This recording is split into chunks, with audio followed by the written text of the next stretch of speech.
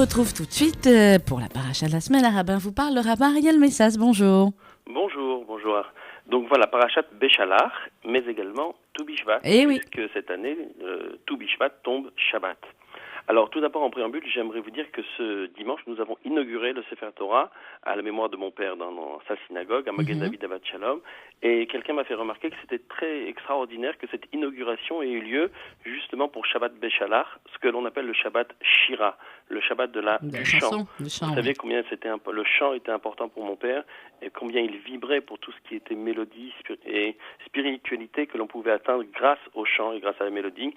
Et pour tout vous dire, j'ai même réécouté le Dvar Torah qu'il a fait à la radio il y a 2 ans, et peut-être que ce que je vais dire, même plus que peut-être, certainement, que ce que je vais dire va s'inspirer de son Dvar Torah sur le Shabbat Shira. Alors regardez, dans cette paracha, nous voyons le Bnei Israël sortir d'Égypte. Et on les voit dans différents états. Au début, on nous dit Bnei Israël Yotzeim Beyad Rama. Les enfants d'Israël sortent la main haute, la main élevée. On a l'impression d'une sorte de sérénité retrouvée, de l'espoir, une foi dans l'avenir, un petit orgueil, pourquoi pas, de se dire on était des esclaves, maintenant nous sommes des hommes libres. Yotzeim Beyad Rama. Mais très vite, on voit les Bnei Israël changer d'attitude. Souvenez-vous, on voit que le pharaon, a son cœur qui s'endurcit, et on le voit courir. On le voit commencer à poursuivre les enfants d'Israël en se disant que peut-être il pourrait les faire revenir dans son pays et peut-être qu'il pourrait les avoir de nouveau comme esclaves dans son pays.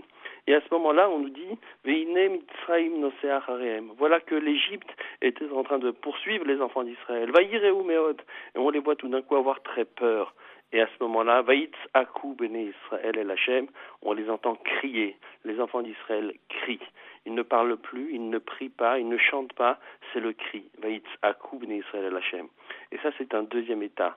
C'est un état complètement différent du premier. Tout à l'heure, c'était Yotzeim Beyad Rama, une sérénité retrouvée, une tranquillité, et puis tout d'un coup, de la peur, et la peur qui mène au cri. Et par la suite, ce n'est plus le cri que l'on entendra dans la bouche des Israël, mais c'est le chant. Et mon père parlait de cette différence qui existe entre d'une part le cri et d'autre part le chant. Il est remarquable et on peut remarquer que et le cri et le chant ont cela de commun que ce sont des sons que l'on émet de sa bouche, de son corps, sans que ces sons soient accompagnés par aucune parole. Un cri, c'est aïe, aïe, aïe, je crie mais je ne prononce pas, je ne dis rien. Un chant, c'est également une mélodie qui peut aller au-delà de la parole, qui n'a pas besoin de parole pour exister. Donc il y a une sorte de point commun entre d'une part le cri et d'autre part le chant.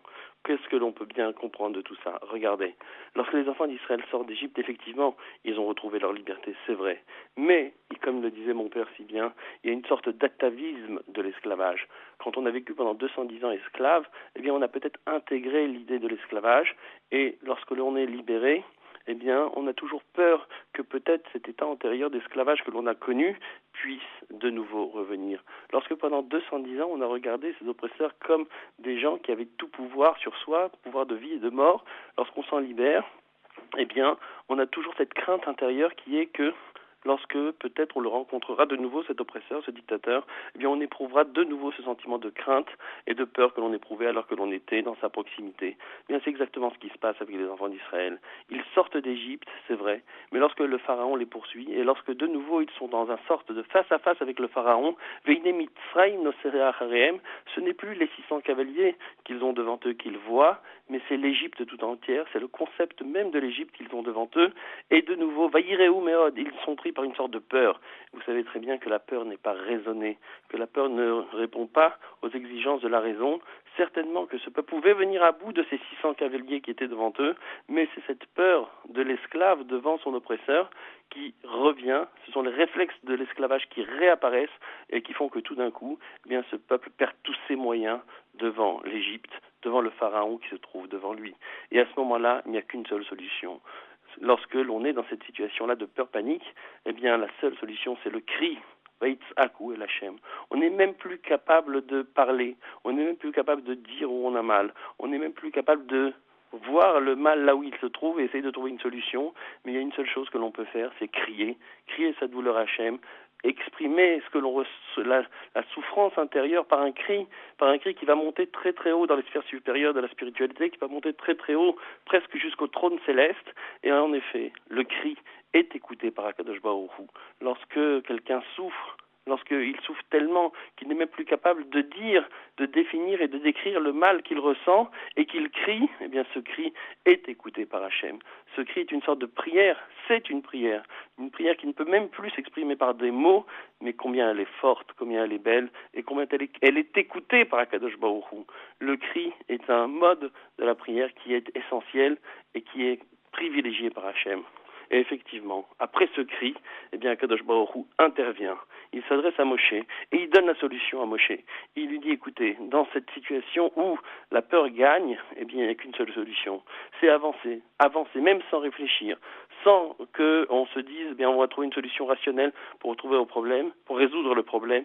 La solution, c'est d'avancer, quitte même à se noyer dans les eaux de la mer démontée. Et c'est à ce moment-là que les tribus se regardent. On hésite. Qui est celui qui va faire le premier pas? Et Nachshon ben Aminadav est celui qui a ce courage insensé pratiquement de s'élancer dans la mer. Et il rentre dans la mer et il marche dans cette mer.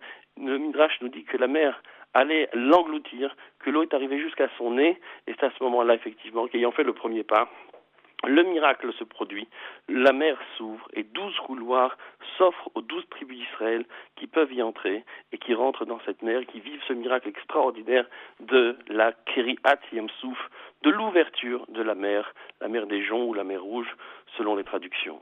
Et voilà que le peuple d'Israël rentre dans cette mer, s'engouffre dans cette mer, mais attention, voilà que les Égyptiens profitent également de cette ouverture de la mer et poursuivent, nous dit le texte de la Torah, les Hébreux dans la mer. Et à ce moment-là, les Hébreux sortent de la mer Rouge, mais tout le monde connaît la fin de l'histoire. Eh bien, les Égyptiens sont engloutis dans la mer Rouge et les Hébreux en sortent libérés. Et à ce moment-là, le peuple d'Israël est libéré de nouveau, libéré définitivement. Certes, évidemment, libéré définitivement. Et à ce moment-là, il n'est plus dans la tseaka, il n'est plus dans le cri, mais il est effectivement dans la shira, dans le chant. Et mon père expliquait que le chant, c'est une relation de l'homme à Dieu qui est tellement fusionnelle, qui est tellement de l'âme de l'homme vers l'essence même de Dieu, qui fait que cette relation n'a plus besoin de s'exprimer par des mots, n'a plus besoin de s'exprimer par l'intelligence. La mélodie, elle est parfois suffisante pour créer ce lien fusionnel entre l'homme et Akadosh Baruch Hu.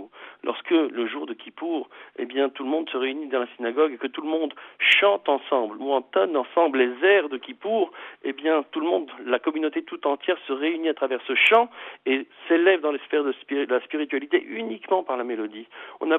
C'est bien évidemment la prière beaucoup plus belle lorsqu'on la comprend, mais à la limite on sent très bien qu'on peut prier ne serait-ce qu'en s'associant à la mélodie, au chant de ces prières qui fait que toutes les âmes se réunissent en un seul et même faisceau et que toutes ces âmes montent vers l'Éternel et expriment leur sentiment de reconnaissance envers Akadosh Baruch Hu uniquement à travers le chant.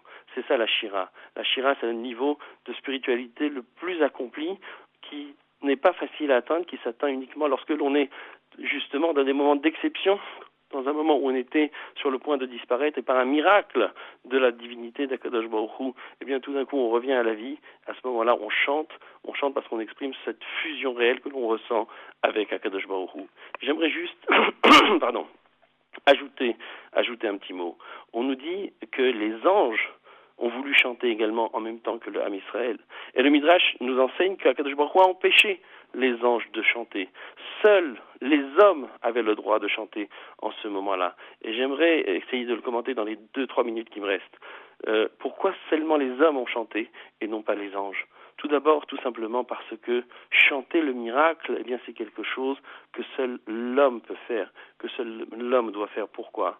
Parce que lorsque l'on réfléchit à un miracle, à l'ouverture de la mer Rouge, ce sera le lien avec Tou Bishvat, on se rend compte qu'en réalité, un miracle n'est miracle que parce que, eh bien, c'est un événement que l'on vit une fois sur l'humanité tout entière. Mais chanter ce moment extraordinaire où tout d'un coup on se rend compte qu'un événement naturel, eh bien, a en lui quelque chose de divin, permet tout d'un coup de prendre conscience que tout ce qui existe dans le monde relève du divin.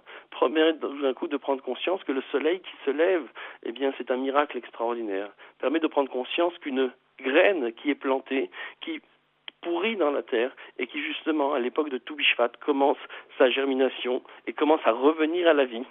Eh bien, c'est une véritable résurrection tout d'un coup, on est capable de prendre conscience que la germination d'une graine, c'est également quelque chose de tout à fait miraculeux. Quand on est confronté à des événements extraordinaires, tout d'un coup, l'ordinaire devient lui aussi extraordinaire et on se rend compte qu'il n'y a strictement rien d'ordinaire, que tout relève de la main de Dieu, que tout relève du don d'Akadosh Baruch Hu, et grâce au miracle, tout d'un coup, on prend conscience que tout ce qui nous est donné est un don d'Akadosh Baruch Hu. C'est la raison pour laquelle, effectivement, seuls les hommes chantent le miracle, les anges chantent la création tout au long de l'année. Ils n'ont pas besoin de miracle pour se rendre compte que tout relève de la main de Dieu. Parfois, l'homme, oui, du fait de la routine, du fait de l'accoutumance, du fait que l'on s'habitue aux choses extraordinaires qui sont autour de nous, eh bien, a besoin de moments particuliers d'éveil de la conscience qui font que tout d'un coup, eh bien, par ces moments particuliers, il s'éveille, il chante la gloire de Dieu. Et cette gloire de Dieu ne se limite pas uniquement alors à ces éléments qui ont permis cet éveil spirituel, mais cet éveil, ce chant finalement, est un remerciement à Kadosh Baruch Hu pour tous les miracles qu'il nous accorde au quotidien. Voilà, Shabbat Shalom et Shabbat Shalom et très bonne fête de Toubishvat à vous. Merci, monsieur le rabbin Ariel Messas. À la semaine prochaine.